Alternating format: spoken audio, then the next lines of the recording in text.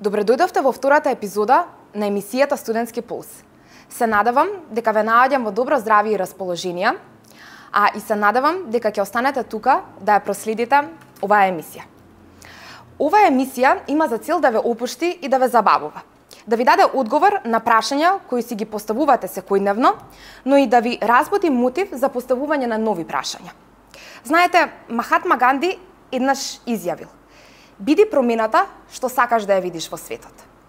Па така, започнувајќи емисијата со цитат за кој сите треба да се запрашаме каква промена сакаме да бидеме за светот, чест ми е да го представам денешниот гостин, дипломиран на Филозофскиот факултет при УКИМ на насока Безбедност, одбрана и мир, за некој познат како Гоша Николов, а за многумина познат како Студентарија. Добар ден, Гоша. Мило ми е што одвои време да се дружиме денеска и да позборуваме за младите и за младинските теми кои сите ги засегаат. Добар ден, Теа, и до тебе. Ти благодарам многу за поканата и секако воедно за одличната најава и одличниот цитат. И верувам дека веќе многумина се збунети за тоа како дипломирал на Безбедност, одбрана и мир, а сега работи го прави она што го прави преку Студентарија, но мислам дека ќе имаме прилика да им го објасниме во текот на разговорот. И секако поздрав до оваа емисија и ви посакувам успешен старт, многу емисии, многу гледачи и се надам дека ќе постигнете, ќе го имате импактот и влијанието кое што сте го замислили со неа. Ти благодарам, Гоша. Студентарија како платформа е активна долги низ години. Ќе ни кажеш од кога започна и која е денеска Студентарија? Кој е главниот фокус на низиното работење периодов? Познат нели кај студентите како новата академска година и што можеш да ни кажеш? Така, Студентарија наредниот месец во ноември ќе прослави 7 години постоење, односно креирана е во 2017 година, ти благодарам, ќе го одбележиме сигурно со некој настан. Која е денес Студентарија? По дефиниција веројатно може да се представи како студентска платформа на Инстаграм, иако мислам дека со оглед на работата која што ја имаме и влијанието што го постигнуваме е многу повеќе од тоа.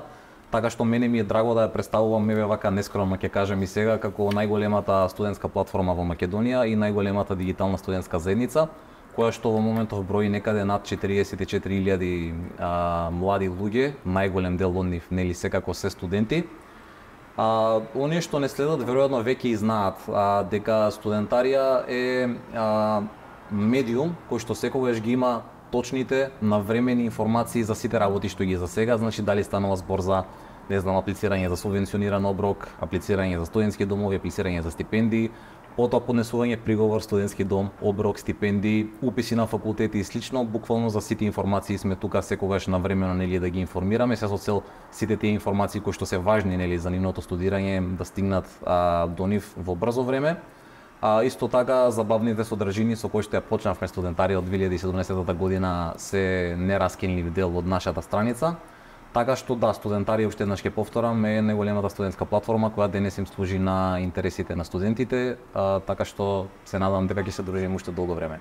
Можам да речам дека кога ќе падне страницата на МОН, сите одат на Студентарија за да ги добијат најважните информации.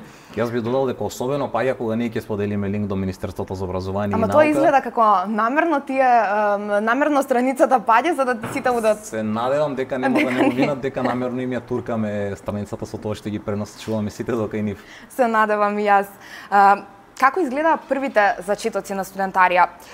Што те инспирираше и те реши еден ден правам нов профил на Инстаграм и го именувам Студентарија? Дали тоа беше некоја ситуација од секојдневието што те натера да го направиш тоа или размислуваше подолг период?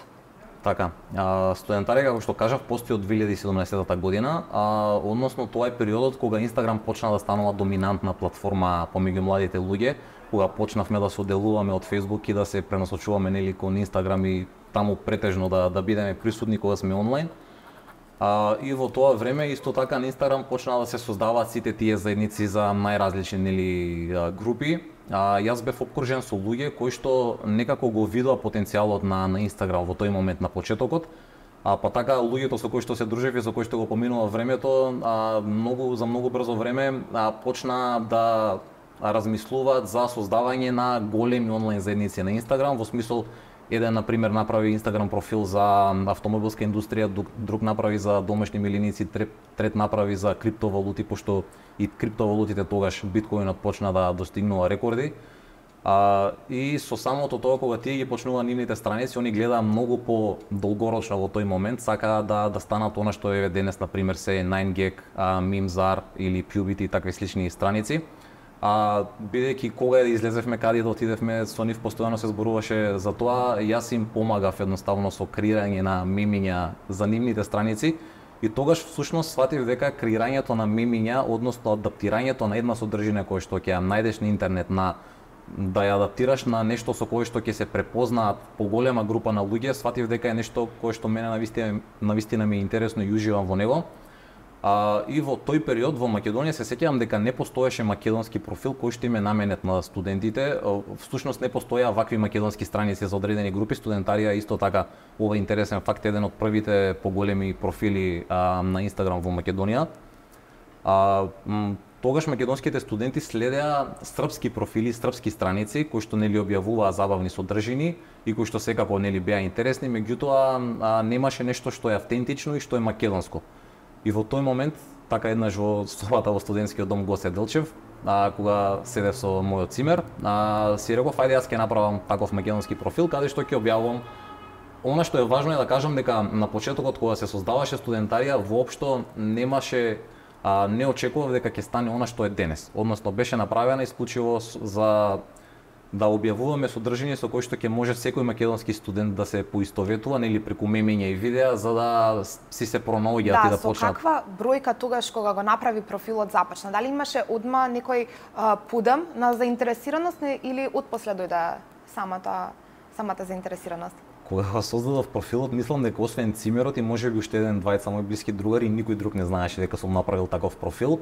Меѓутоа примитив дека почнаа да го заследуваат, не знам, првата недела сме почнале веројатно преку сила со 50 следбеници, она што ми е особено драго е што дел од тие први 50 следбеници гледам дека и ден денеска ја следат студентарија и ден денеска се ангажирани со содржината на студентарија, односно не лајкуваат, споделуваат, коментираат и особено ми е драго за тоа затоа што сметај пред 7 години тоа се луѓе кои што веќе се завршиле нели факултет, меѓутоа содржините на студентарија очигледно уште ги сметаат за интересни и ми е многу драго за тоа. Така што долг беше патот да стигнеме до оваа бројка на која што сме денес. Така што тоа е едниот момент од создавањето на студентарија, односно моментот кога нели почнавме да ги произведуваме оние забавни содржини. Сега студентарија денес, како што знаат и следбениците, како што знаат сите студенти, има и друга улога, тоа е нели информативната и активистичката улога. И сега ќе објаснам моментот како студентарија всушност почна да станува она што е денес. Во 2019 година, кога почина татко ми, јас тогаш се уште бев студент и бев сместен во студентскиот дом Гоце Делчев во Скопје.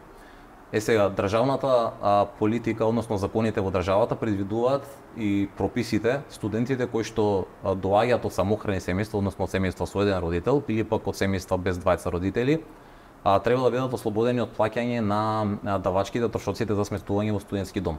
Сега бидејќи ова се случи во јануари, студиската академската година завршува некаде во јуни, значи имаше уште 6 месеци до крајот на таа академска година. Во тој момент кога си студент, се сеќавам дека ние дома останавме да функционираме само со една плата, работеше тогаш само мајка ми, сестра ми почнуваше со пракса и тие 3600 денари кои што ги дававме за студентски дом, колку што чини и денес, толку чинеше и тогаш, значи навистина многу. И поради ова јас решив, затоа што дознав од колеги и од другари дека можам да бидам слободен или претходно не знаев, поднесов барање во студентскиот дом Гоце Делчев за да ме ослободат од плаќање за до крајот на академската година. Оттаму ме препратија, тогаш студентскиот центарот на државниот студентски дом Скопје беше во Кузман, кој што сега е затворен. Ме препратија во Кузман и таму да поднесам барање. Отидов го направив тоа и таму, пошто ми рекоа дека нели ќе добиеш одговор. Океј, го примевме барањето, ќе добиеш одговор, ќе те информираме за резултатот од истото. Помина една недела, помина можеби 2 недели, одговор немаше. Не се јавува, не крева на телефон, тогаш не има јавно достапни телефони, освен вака го не најдеш од некој. Отидов уште еднаш, пошто ми рекоа дека од министерството им рекле дека не може да се направи такво нешто и ме препратија да одам во МОН.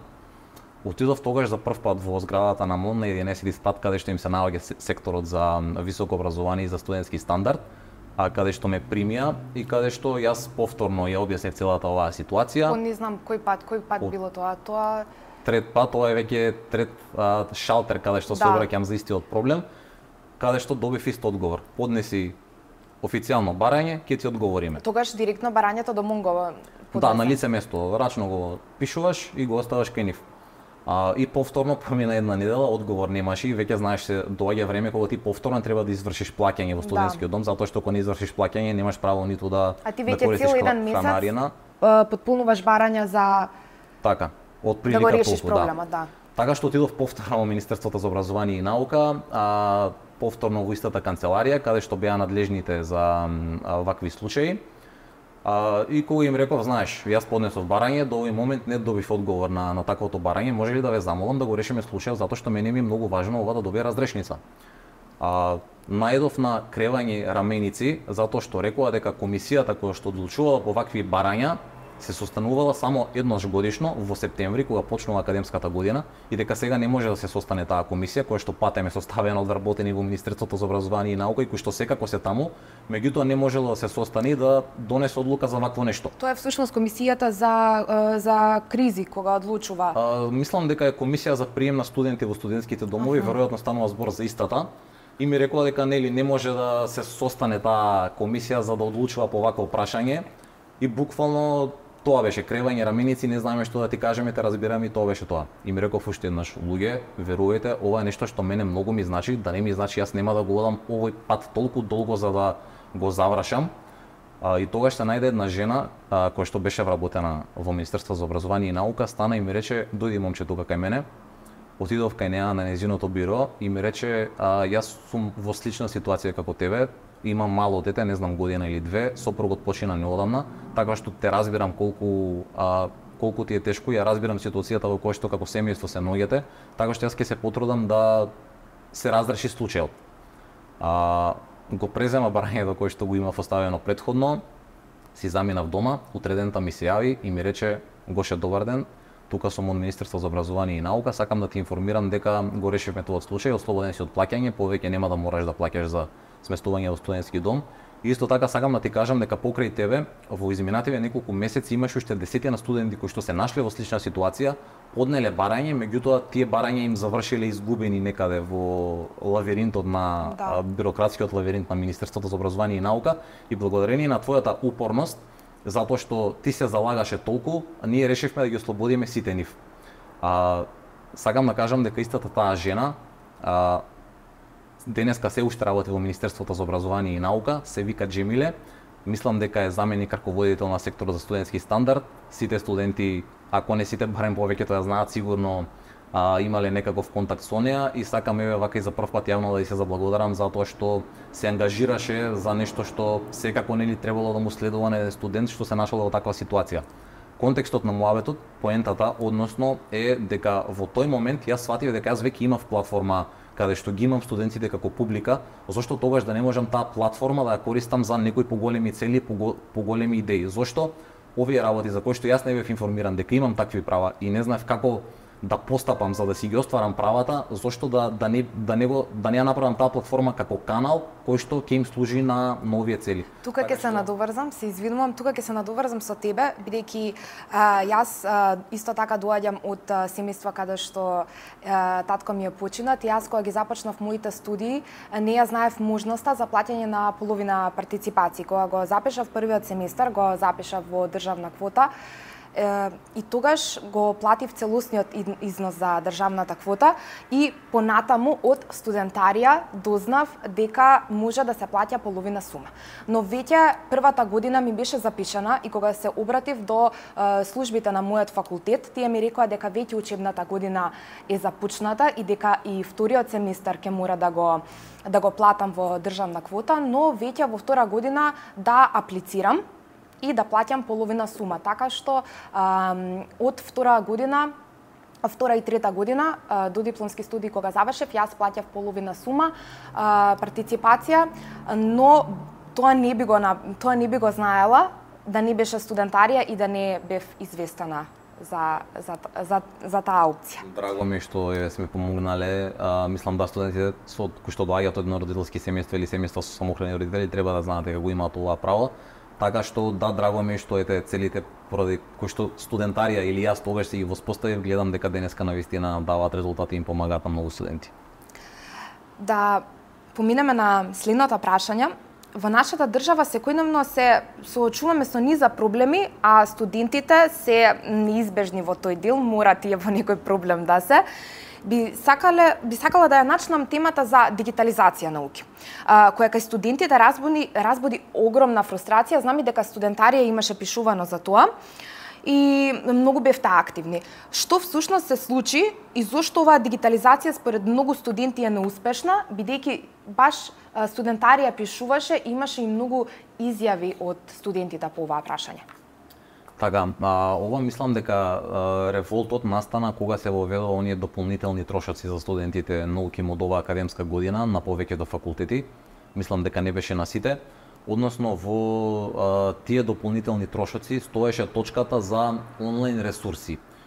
И од тука и мислам дека имаше некоја изјава во медиумите, дали не знам на некој од деканите или на некој друг од раководството на УКИМ, дека ова се однесувало меѓу другото и на дигитализацијата, не знам дали само на дигитализација, меѓу другото онлайн ресурси, знаете, некако тие два збора се поврзуваат, така што какви и да се онлайн ресурсите, тоа значи дека е дел од процесот на дигитализација. Сега каде е проблемот и зашто студентите се изреволтирани? Затоа што они имаат давачки, да речеме, за тие онлайн ресурси, што и да значат, меѓутоа добиваат истовремено насоки дека од овој семестар, од оваа академска година, процесите на упис и заверка на семестар на факултетите на УКИМ ќе се одвиваат електронски и тоа некако остава впечаток дека тоа ќе можат да си го направат од дома. Значи добра дигитализација предпоставува дека значи дека студентите од удобноста на своите домови или не знам од кафичи или во движење можат преку своите телефонски уреди, преку своите лаптопи, компјутери да ги завршат сите административни обврски кои што се дел од нивното студирање, така што они добија такви насоки дека да, заверката, уписите, плаќањето, партиципација, сето тоа ќе се одвива онлайн, меѓутоа многу брзо се свати дека во суштина тоа нема да функционира така. Зошто? Затоа што на еден факултет не функционираше системот за плаќање преку INO. На друг факултет студентите не може да ги извадат потребните документи, како потврда, како уверение за положени предмети и слично. На трет факултет, всушност и на повеќето студентите, не само што требаше преку INO онлайн да аплицираат, дополнително пак мораат да отидат во службите за студентски прашања и да чекаат во редица, односно повторно да го прават она кое што таа дигитализација што беше најавена требаше да го реши, така што мислам дека затоа се создаде револт кај студентите, но јас би порачал да бидат трпеливи, така што да им се даде рок на оние кои што се надлежни на НУКИМ за спроведување на дигитализацијата. Сега се уплатија средства за онлайн ресурси, да видиме како ќе биде од наредниот семестар или од наредната академска година. Јас се надам дека ќе можат се тоа да го завршат од дома, затоа што на УКИМ и илјадници студенти доаѓаат од други градови кои што мора да одвојат еден ден само за да ги завршат овие обврски на факултет. Да, се надевам јас, бидејќи вештачката интелигенција е на подем, а ние уште не можеме да се дигитализираме. Ги споминавме студентските домови претходно, ќе се навратиме на таа тема. Студентарија опфаќа и оваа тема студентски домови. Што се случи по тоа прашање со студентските домови во државата? Дали според тебе затварањето на домовите поради нивно реновирање го реши проблемот или пак тука настана нов? Бидејќи знаеме дека тие студентски домови се надвор од употреба и многу студенти кои што има, фиктивно да речеме сега, но ќе можеа да аплицираат за место во тие студентски домови, тука се створи еден проблем, бидејќи тие исти студенти, бројот сега на студенти за запишување во студентските домови се намалува, со тоа и тие студенти кои што нема да можат да одат во студентски домови, не може да си го решат прашањето за тоа каде ќе седат, ќе престојуваат во главниот град во текот на нивното студирање. Бидејќи не секој студент не може да одвои парични средства да земе стан, живеалиште под најам и дали мислиш дека ова прашање уште овој проблем произлезе во уште поголем проблем, а никој не зборува за тоа. Да, ако до пред 3-4 години 2019 мислам дека пред ковидот бројот на легла во студентските домови во Македонија на ниво на држава изнесуваше над 5000, денеска изнесува помалку 3000, што значи дека речиси бројот на легла е преполовен. Сега каде го гледам проблемот јас во ова? Скопје е најголемиот универзитетски центар во државата, првиот универзитетски град, првиот студентски град во државата. Во моментов во Скопје не работат 2 од 4 државни студентски домови кои што се дел од ДСД Скопје. 2 студентски дома да бидат затворени е навистина многу голема бројка. Сега како можеше да се избегне овој проблем? Според мене, мислам дека постоеше можност. Реновирањето на Кузман беше најавено уште пред повеќе од 2 години. Прв пат, ако се сеќавате, јас бидејќи работам и како новинар, добро се сеќавам на вакви изјави затоа што ги следев. Поранешниот министер за образование и наука изјави дека стартот на работата во Кузман, па дури и во Стив, ќе започне во јануари 2023 година и дека реновирањето на домовите ќе трае 18 месеци. Ако почнеше реновирањето на Кузман тогаш, јануари 2023, до сега Кузман требаше веќе да биде реновиран, или ако тргнеме од тоа дека за комплетно реновирање ќе бидат потребни година и пол, односно 18 месеци.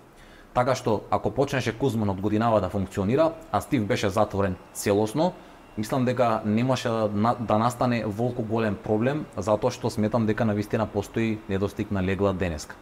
Сега, Министерката за образование и наука и Министерството како институција велат дека за оние студенти за кои што ако нема места во домовите, ќе бидат сместени во ученичките домови. Сметам дека тоа не е соодветно решение, затоа што начинот на живот едноставно на студентите и на ученици во средно образование не е ист, затоа што учениците имаат распред на часови прва или втора смена од 7 до 1 или не знам од 1 до навечер 6-7. Како и да е, студентите кај нив предавањата распоредот е малку пофлексибилен, тие исто така треба и да учат навечер. Не го гледам ова како решение на проблемот, а исто така од она што го забележуваме дека голем дел од студентите, дури кои што добија легла во дел од студентските домови, како што е случајот со Томе Стефановски Сенич, избира да не престојуваат таму затоа што едноставно им е далеку и знаат дека ќе имаат проблем. Дополнително, сведоци сме како Скопје се соочува со сообраќаен хаос, особено возниот ред на ЈСП Скопје е катастрофален, во тотален хаос.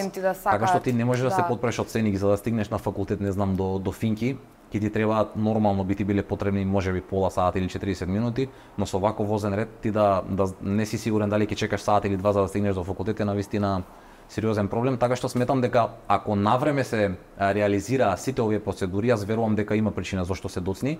Меѓутоа, доколку се почнеше навреме, мислам дека немаше да има проблем и сметам дека ова е резултат на лошото планирање и лошото менаџирање од страна на надлежните институции.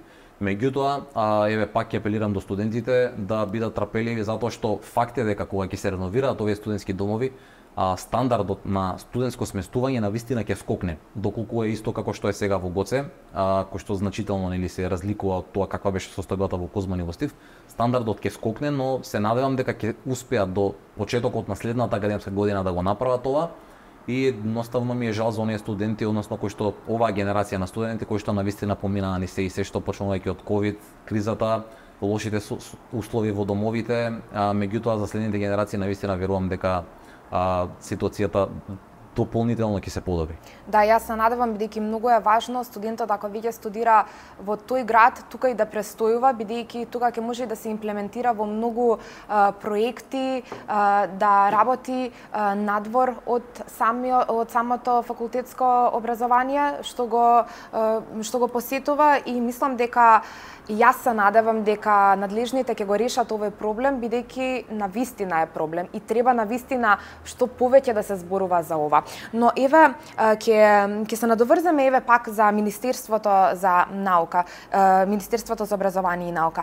Имаме нови реформи во поглед на стипендиите. Значи имаме нови реформи секоја година, но нели една година доцнат стипендиите, друга година се објавуваат доцно конкурсите, но благодарение на студентарија, барем јас мислам така, малку се подобрува. Малку одат напред, но сигурно. Каква е ситуацијата сега? Фала ти многу и навистина ми е драго да колку мислиш дека студентарија имала влијание на подобрување на оваа ситуација. Ќе се надоврзам само кратко на претходното прашање во однос на домовите. Знам дека во моментов во тек во собранието има предлог закон за ограничување на кириите. Мислам дека една партијничка група поднесе таков предлог закон. Меѓутоа, истиот тој закон предвидува ограничување на кирии со изговор дека се засегнати најмногу студентите. Така што не сум сигурен дали ова би било добро решение, меѓутоа оние кои што се надлежни треба да ги испитаат импликациите кои што едно вакво решение ќе ги има врз економијата и функционирањето на општеството. Сега за стипендиите, изминативе години стипендиите не се знае кога ќе ти легне стипендија, не се знае кога ќе добиеш пари, дури не се знаеше ниту дали ќе добиеш пари. Месечниот износ на стипендиите, онака како што ги предвидува државата, значи тие стипендии од 60.000 денари треба да легнуваат на сметките на студентите секој месец. Минатите години не беше така, затоа што повторно тоа беше резултат на лошото планирање на државниот буџет, па студентите првата стипендија ја земаа некаде во февруари или некогаш во март, некогаш во април, поради тоа што претходно не биле предвидени пари за да почнат од октомври-ноември да си земаат средствата. Изговорот на Министерството за образование, односно разговорите што јас ги имав тогаш со нив, беше дека ајде што се замарат толку студентите, наеднаш ќе им стигнат, не знам, за 5 месеци ќе им стигнат 30.000 денари, наеднаш ќе си имаат многу пари, ќе прават што сакаат со нив. Ние не можеме да генерализираме дека на сите студенти вакво нешто им одговара. Значи месечната стипендија од 6.000 денари на некој студент му значи многу и тој студент едноставно ја чека и се надева на неа. Така што јас се надевам дека годинава Министерството за образование и наука за прв пат направи едно изненадување односно стипендиите за студентите на мастер и на докторски студии за прв пат ги објави во септември, никогаш тоа не беше случај. Ја мора да се согласам со тебе, кога го видов на студентарија дека се објавени конкурс за втори, трет циклус, јас бев во шок. Се надевам дека истото ќе се случи со оние кои што се на прв циклус и дека имаше најава од министерката дека стипендиите ќе се исплаќаат оваа година редовно, ние секако ќе следиме и ќе видиме дали ќе биде така. Но еве ќе се надоврземе со стипендиите. Го знаеш оној муабет? И тој доби стипендија од државата и се уште се нема вратено, а најверојатно и нема да се врати. Што се случува со тие стипендии што МОН ги дава и тие студенти потоа си заминуваат, студираат, учат и потоа никаде. Мислам дека концептот на тие стипендии е во насока тие студенти потоа да се вратат во државата. Да, таква е идејата и тоа беше одлична идеја која што мислам дека почна, овие стипендии беа воведени 2010 година, ако не се лажам, прво за мастер студии, потоа и за додипломски студии. Значи, зашто станува збор? Станува збор за државна политика на стипендирање студенти, односно ги праќа нашите студенти на додипломски или постдипломски студии во странство на еден од 100 најдобри универзитети според Шангајската листа, затоа што Министерството за образование и наука утврдило дека таа листа е соодветна за рангирање на универзитетите во светот.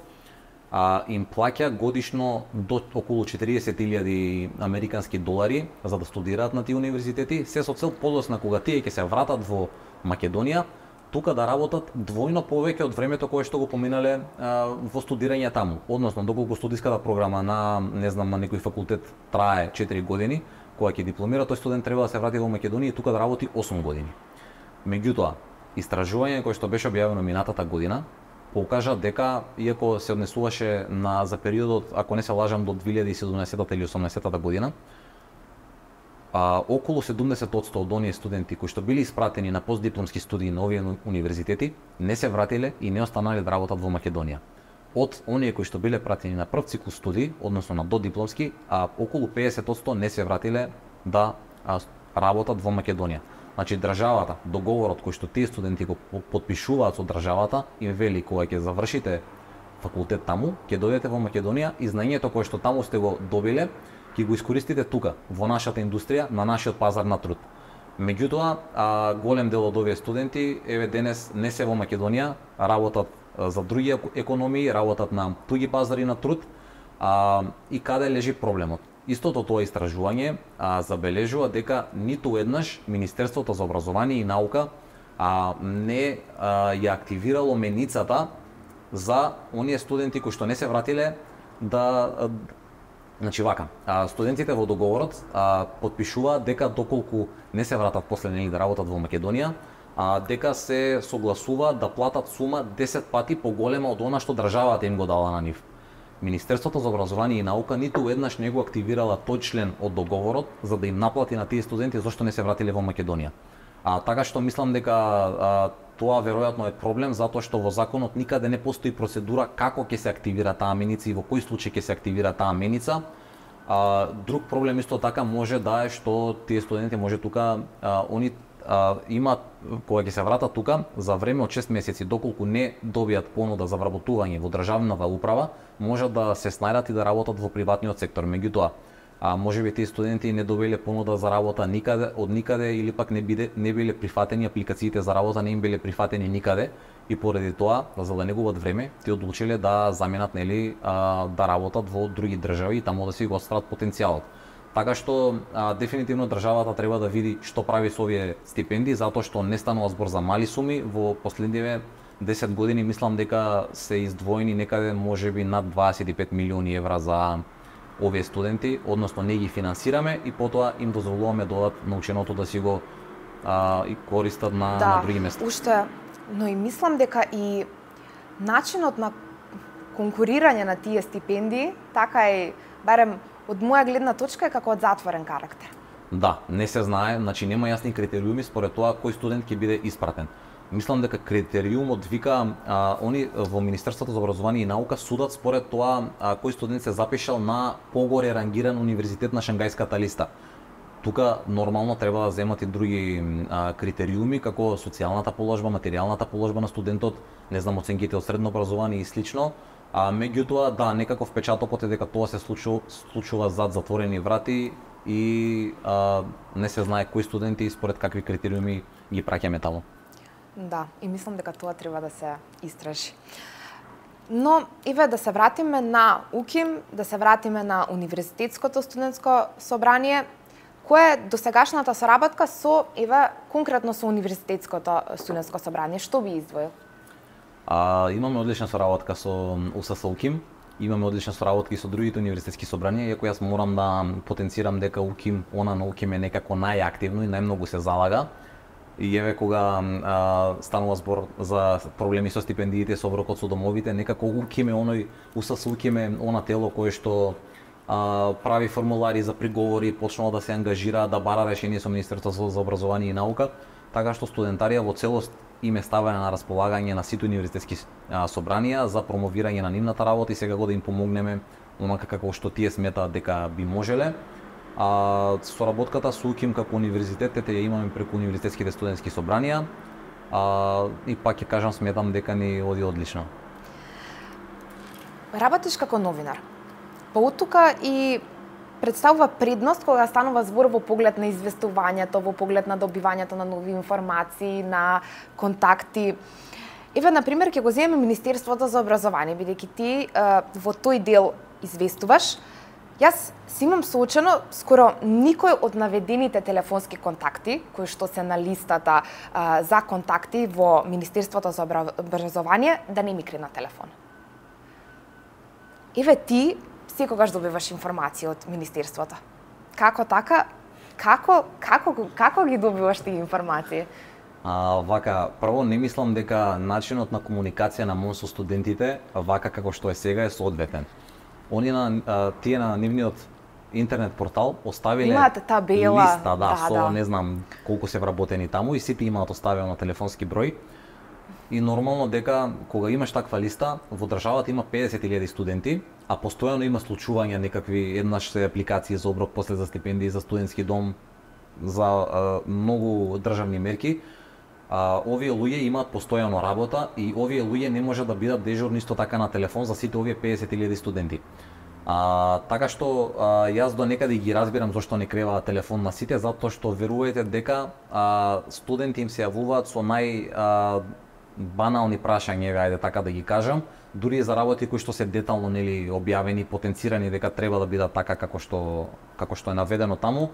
Можеби Министерството за образование и наука треба да поработи малце, да размисли на друг начин за комуникација. Да. Можеби контакт центар е решение, односно да се има некој вработен кој што ќе ги прима повиците за студентите, од студентите ќе ги има сите информации што им требаат на студентите и едноставно ќе им ги дава, меѓутоа тоа да му биде примарна задача, затоа што не може некој што ти ја разгледува тебе апликацијата, да речеме за сместување во студентски дом, во меѓувреме истовремено да крева постојано телефон, значи верувајте, постојано им звонат. По цел ден им звонат затоа што сум бил во Министерството за образование и наука, постојано им звонат телефони, така што мислам дека сватија дека соработката со студентарија и со Универзитетското студентско собрание на УКИМ може само да им биде од полза, бидејќи знаете како има канал каде што има во моментов скоро 45.000 студенти, нели тоа е студентарија и доколку информацијата им ја пренесеш на тој канал, многу е веројатно дека тие оттаму ќе примаат информацијата и после нема да ви звонат вас на телефоните. Така што патот до препознавање на студентарија од страна на МОН како потенцијален партнер, како партнер кој што може да им помогне и на студентите, нормално и на Министерството, беше долг, меѓутоа драго ми е што на крајите имаме некаква комуникација која што не е официјална и се базира на доброволието од страна на неколку индивидуи. Дали мислиш дека во Македонија се има разбудено и движи студентскиот активизам? Еве ти како новинар, дали мислиш дека е на задоволително ниво и добар пример за идните генерации? Тука воедно и би спомнала, бидејќи ова те прашувам да го анализираш во смисла како новинар, бидејќи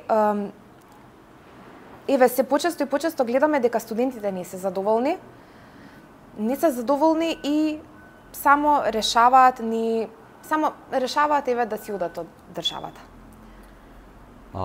Студентскиот активизам, студентите се активни и има активизам, особено ако направиме споредба со тоа како било порано или како било во блиска иднина.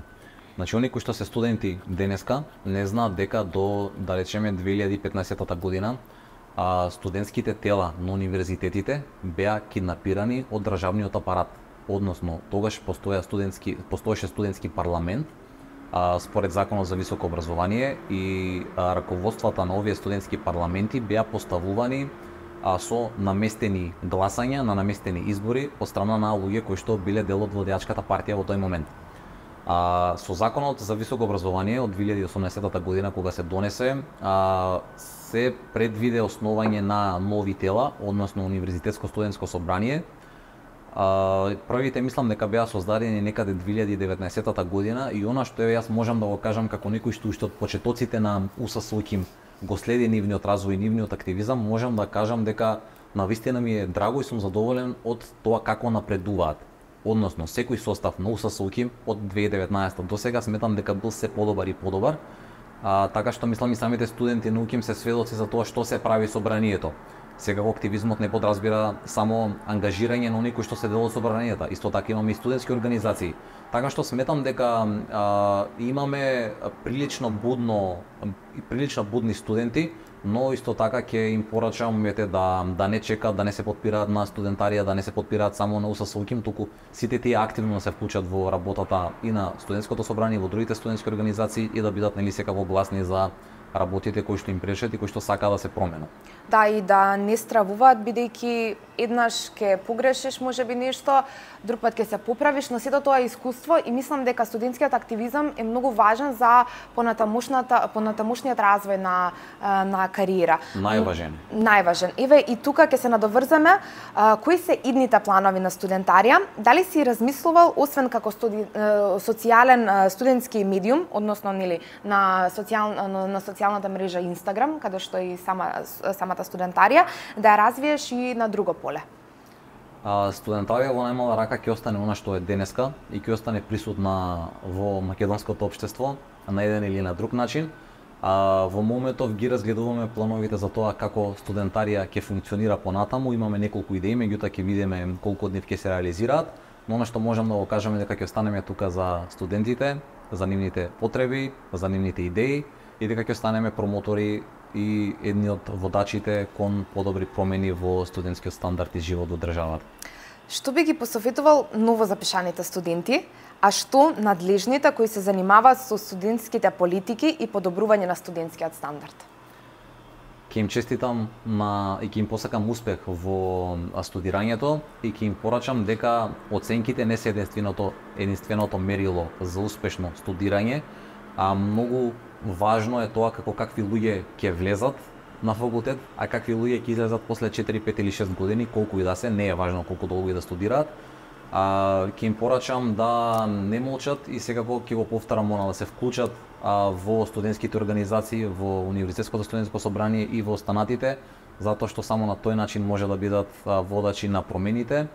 Креаторите на политики мислам дека ги знаат многу добро проблемите и многу добро се запознаени, меѓутоа некако се пасивни околу тоа колку сакаат навистина да ги решат проблемите на младите, но ако постојано со години наназад сите лидери во државата, без разлика дали се министри, без разлика дали се претседатели, без разлика дали се премиери, повторуваат дека состојбата, положбата на младите, младинскиот стандард е на многу ниско ниво, а вие и покрај тоа не правите ништо, мислам дека треба да прифатиме одговорност и да прифатиме вина кај себе и веќе сите еднаш за секогаш да почнеме да ги решаваме проблемите, така што студентарија стои на располагање во оваа насока.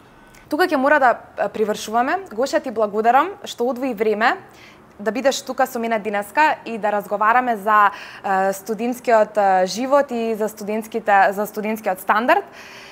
Се надевам дека ти беше забавно и ти беше мило што зборувавме за студентите. Секако јас уживав во разговорот, ти благодарам и тебе за поканата уште еднаш и се надевам дека ти како студент ги постави вистинските прашања за кои што можам да замислам дека студентите ги имале околу тоа која е студентарија и како функционира нашата страница. Така што благодарам уште еднаш за поканата.